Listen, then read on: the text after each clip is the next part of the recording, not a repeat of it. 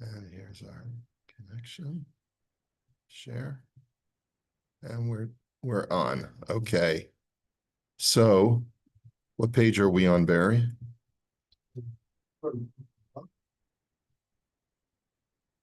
Okay. Well, Kuf Bay Bays, I think, is what we're up to. Oh, okay. Actually, right, we haven't really gotten there yet. We're talking about the mitzvah, the obligation for halva, and what you violate if you don't lend someone money when you have the opportunity to do so.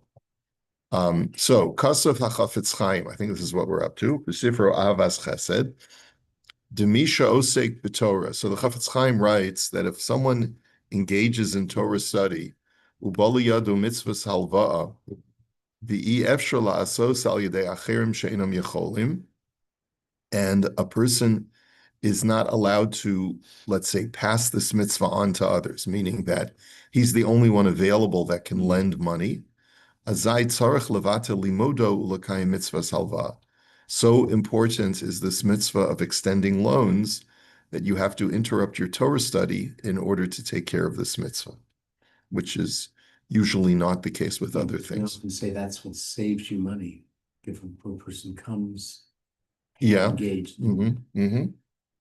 So it seems like tzedakah and loans are in that same category. The rabbin. Well, sure, yeah, Meis Mitzvah for sure. But again, only if you're the only one. Correct.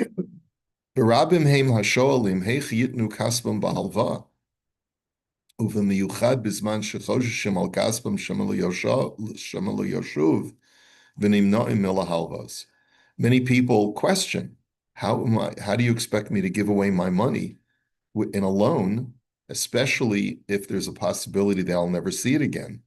And that's what causes them to not lend money.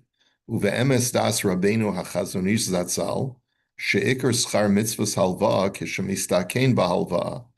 The Chazon Ish actually writes, the main reward that you get for lending people money is because of that risk that you'll never get it back.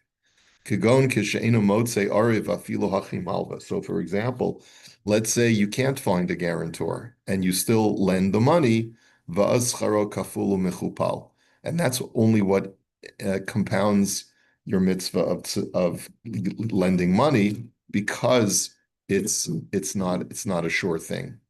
Umin haroi, and therefore he says it's appropriate that in every city and every neighborhood, even among kolel guys, sheyakimu keren gemach lahalvas ksafim, that they should set up a gemach for the purpose of lending money. Mendel Rubinoff has that set up in our shul, and we also have a fund in the free loan, the Toronto Jewish Free Loan Society. The kach roi lasos b'chol makom makom. And by the way, if you ever felt like you wanted to give some of your tzedakah money towards a good cause, the Toronto Free Loan Society is a good cause. In other words, first of all, you could set up your own foundation for lending money.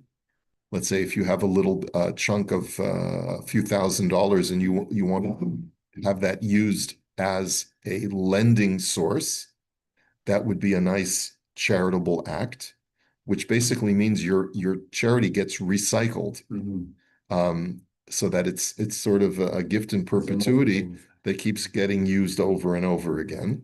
So that's one of the benefits of this mitzvah of having your mitzvah that keeps being used over. Yeah, sure. Every give again.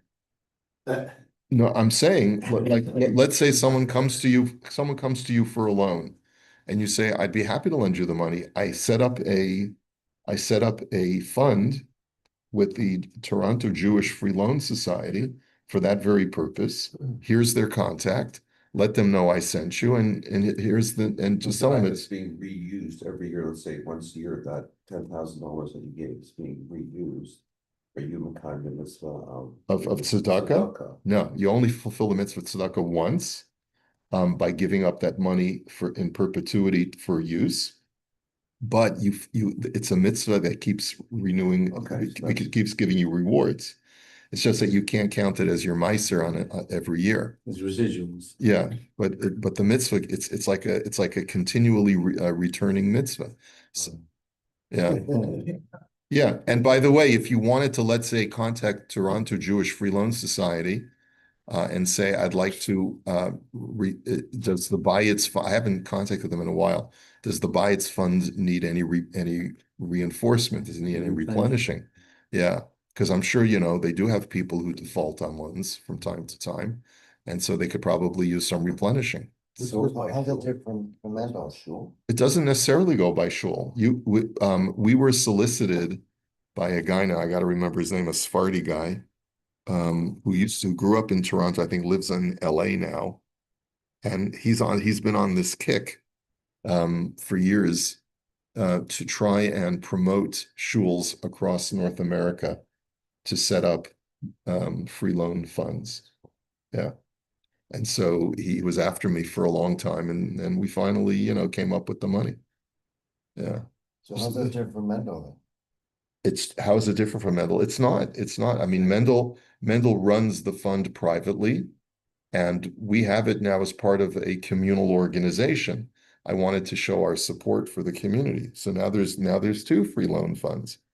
You can have 10 free loan funds. You can have your own free loan fund. You can have the how from somewhere or that Mendel and use. What's that? Where's that money that just came from Moab? I don't know. They must a group of guys must have gotten together and they just put that together. Mendel? Who got some Shomer Shabbos? That's where it came from. That's very nice. So yeah. Okay. So therefore he says, V'ha'osa kain scharo rav. And whoever helps set this up, Rav Kanievsky writes that one's reward is great. Okay, so that's sort of by way of introduction.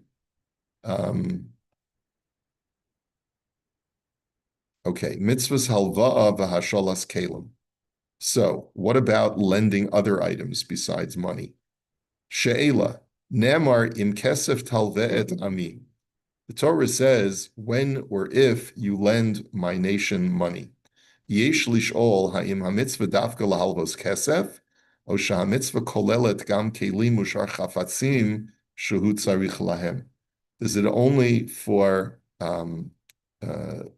cash loans, or is there also a mitzvah according to the Torah to lend other things? Like if you go through the Toronto, what is it, the link? What is it, community link? There's a gemach for everything. Okay, so the answer is mitzvahs aseh. I think there's a diaper gemach, and you return the diapers when not the dirty diapers, right? But you just replace the diapers. There's a crib gemach. There's a stroller gemach. Like anything you can imagine, a car seat gemach. Women's dresses gemachs, wheelchair gemachs. Yeah. So mitzvahs aseh mehator lahalvos kesef la'ani uvichlal mitzvazu lahashilo kelim mushar chafatzim. Included in the mitzvah is not just cash, but utensils, other objects. V'chein kol minei ochlim she'en b'hem chashash shel isur sa'a. V'chol kayotze bazeh. There's also a mitzvah to lend food items, provided that there's no chashash of price fluctuation. Remember, we said that if you lend someone money that has volatile fluctuation, there could be a problem of ribis. If you give them back, even if you borrow a cup of sugar and you give them back a cup of sugar, if the sugar futures are fluctuating, so then there could be a problem of ribis if you give them back a more valuable cup of sugar than you borrowed. So as long as it's a pretty stable market, then you're okay. Right? Let's say I borrowed. This is an interesting. This is a real life example. My wife loves using those Duncan Hines cake mixes, brownie mixes, because it's just like everything's built in there, and they throw everything in the kitchen sink in those brownie mixes, so they're really good. But let's say a neighbor comes and borrows a box of my wife's Duncan Hines brownie mix. And then Trump slaps on tariffs. And then, so the next month, a brownie mix that costs $3 now costs $6. So there's a real issue of ribbis there. Yeah. And so she would probably have to give back the cash equivalent of what she borrowed and not give back another bucks. You know, the Jump Juice commercial. Remember that we saw? What is it?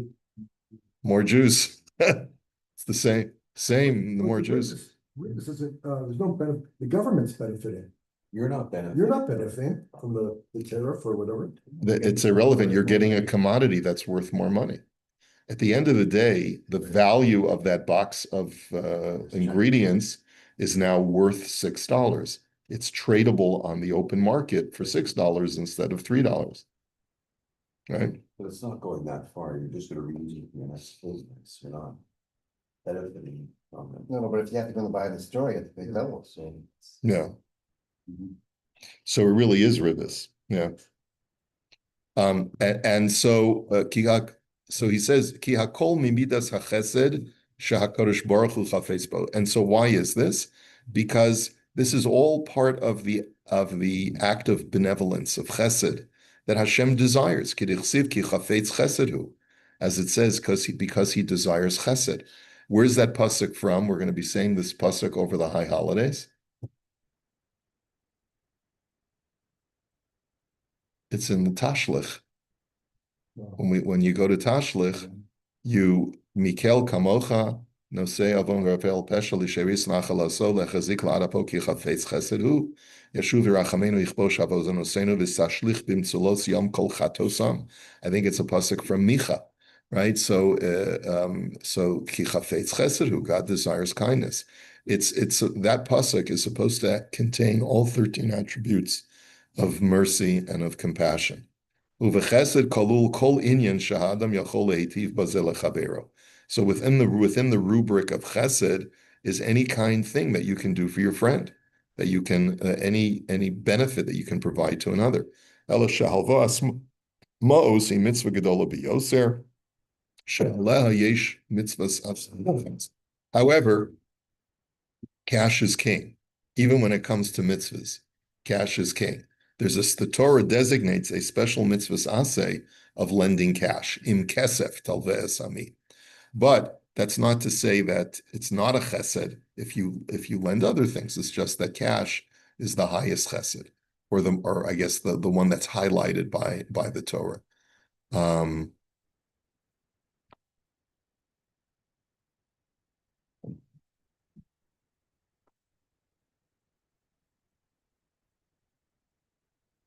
So the Chafetz Chaim brings from the Gemara in Erechim a famous idea that Mishu Hutzar Ayin Milahanos La'acher Min Achasav.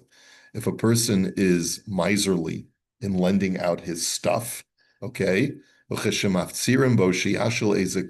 when people ask him, "Can I borrow your lawnmower?" Let's say, or your snowblower, he says, "Sorry, I don't have it. It's in the shop." Okay. So what does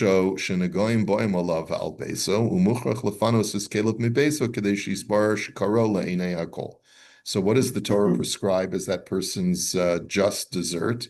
The Torah says that you will be afflicted with tsaras in your house. And what happens when a person gets tsaras in his house? He has to take everything out and put it on the front lawn. So then everyone will say, "Hey, I say your snowblower is in the shop, huh? What's it doing over here on the front lawn?" So we don't have tsarats anymore, but if for whatever reason a person is miserly with lending out things that other people can benefit from, something unsavory will occur where people will discover that you weren't telling the truth. Next, she'ela.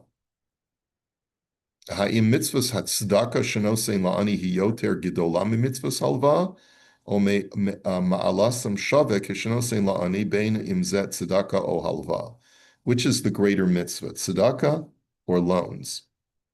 A poor person comes to you and needs help. Are you better off lending him the money or giving him tzedaka, or are they of the same equally weighted? Okay. So Each line's probably gonna be of a larger value, so that. Potentially. You Or- could justify each side what's important. Like say the loan's gonna get back on their feet themselves. If you think you're gonna get the money back, you're more likely gonna get more money than if you had done this, Not necessarily.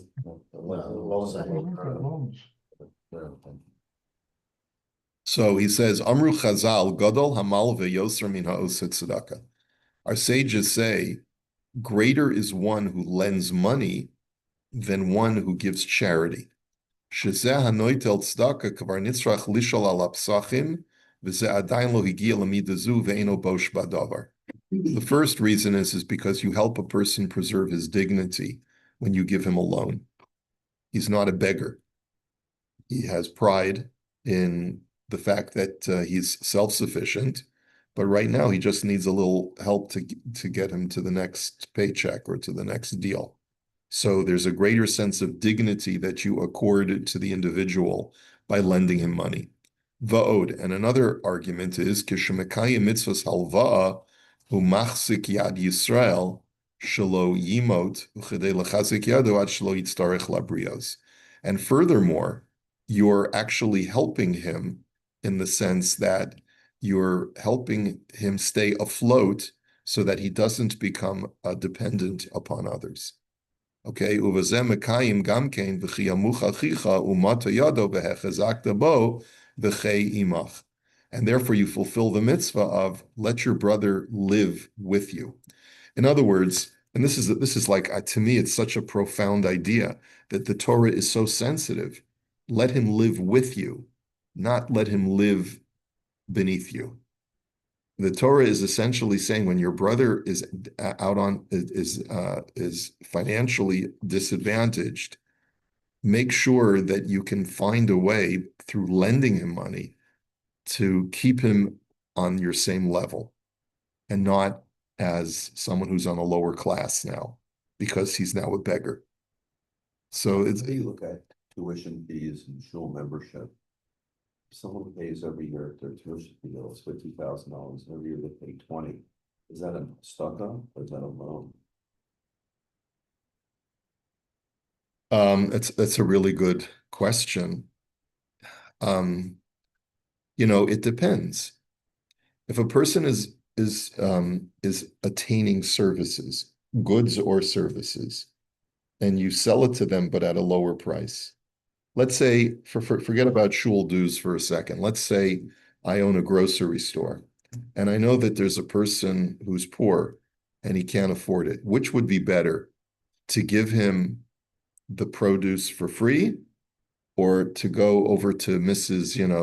Schwartzbaum and say, oh, let's weigh your bananas, and then I prop up the scale so that she's only paying for a half a pound of bananas instead of the 3 pounds that she's got on the scale. So she feels that she's not going to know. She's not going to know. Well, even if she figures out after a while, at least she's preserved some sense of dignity that she's paying for something. Yeah.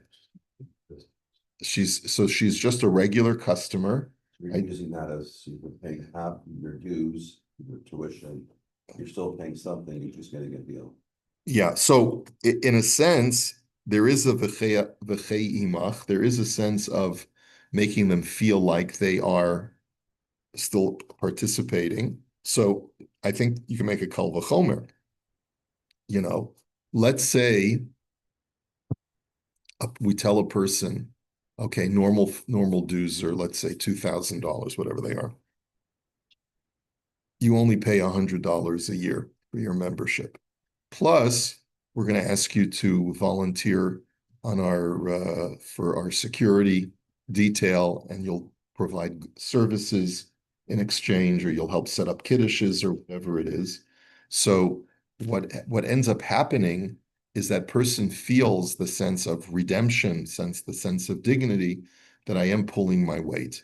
Okay, and so I think that there's a chesed involved as well, right? Wouldn't you? No one here about volunteering, but just from the school point of view, I think for the people who come and ask for it, it's the most degrading experience for them. And there's really nothing that they can volunteer for the school and help out, but most don't. Most don't.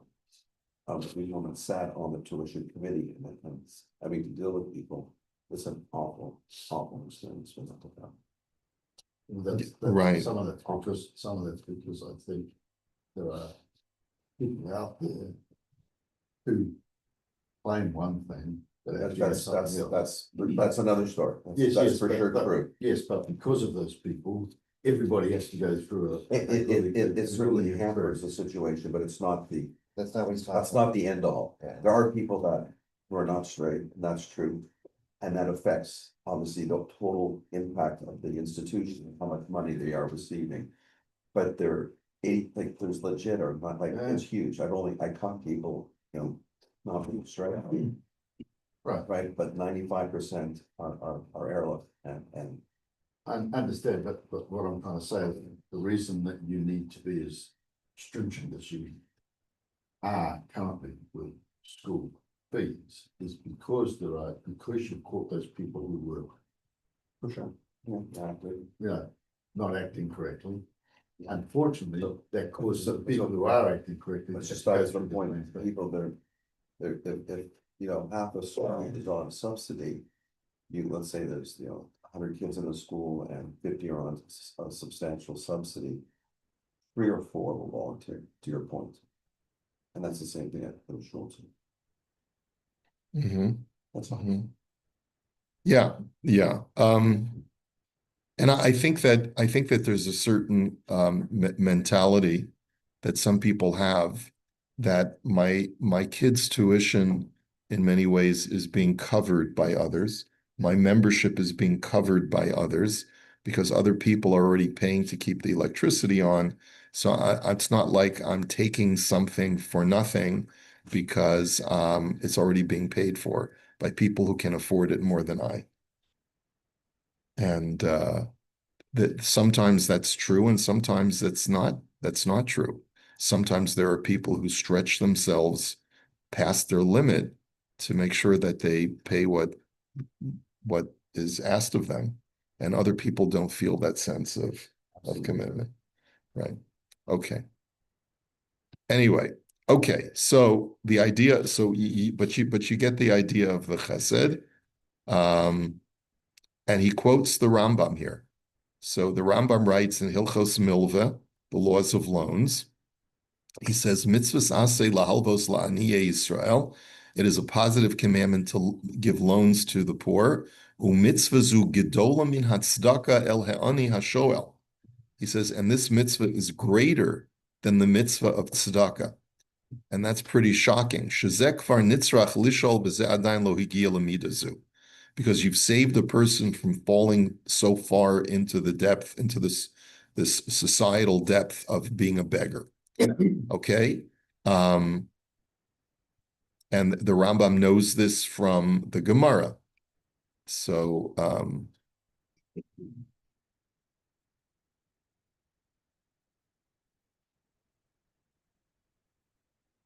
the Gemara also has some beautiful things to say about the mitzvah of tzedakah. So it's not to say that the mitzvah of tzedakah is meaningless, right? It's just that when you put it in a hierarchy, giving loans can sometimes be considered to be better. Let's see.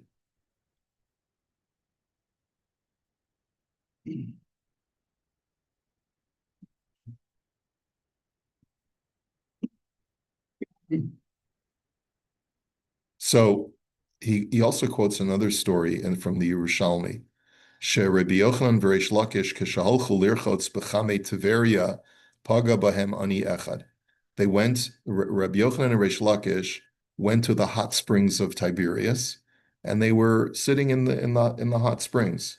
Okay, and that you've been there, huh? Well, you just imagine when you go to the hot springs in Tiberia, you're sitting in the same place that Rabbi Yochanan and Reish Lakish were.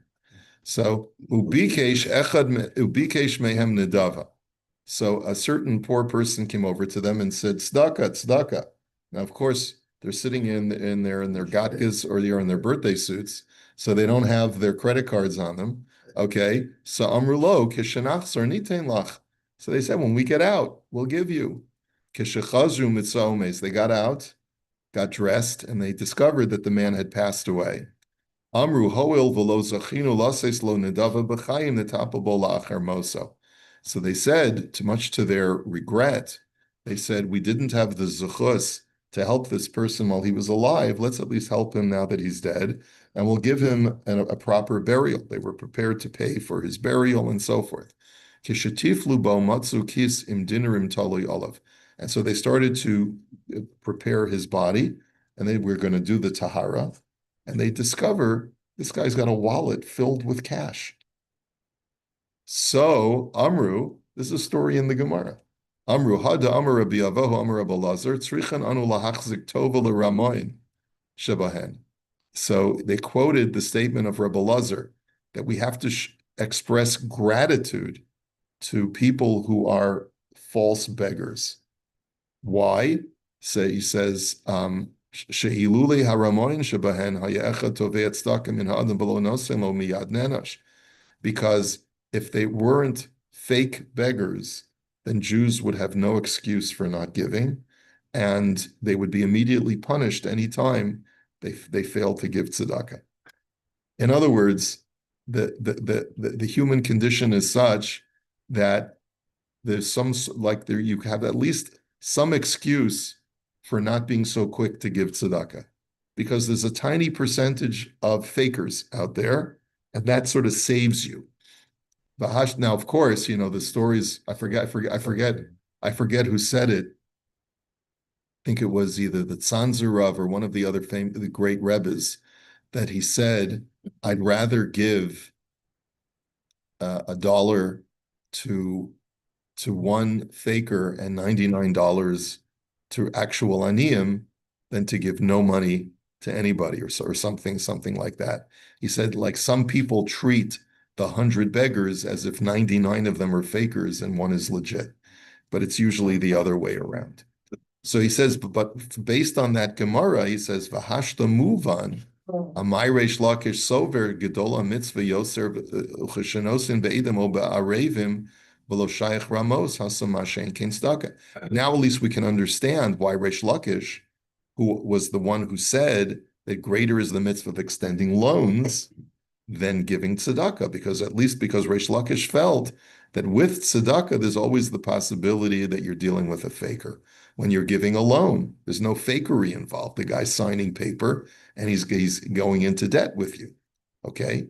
So the fact that he may not pay you back doesn't mean he's a faker. But at least there's a legitimate act of chesed there that is beyond question. Okay. I mean, on a practical level, just think in our shul, would be more appropriate to give to the private stocker fund, or to give the shul money to the shul and pay their bills? You're giving to poor people. Yes. Who can't make it. As opposed to giving a stocker to, I'm going to sponsor Kiddush this week for Rabbi Schechter, and I'm going to pay it's all stocker. It's all tzedakah. Going to an ani, and one's going to. Correct. One is going to an individual, one is going to the community.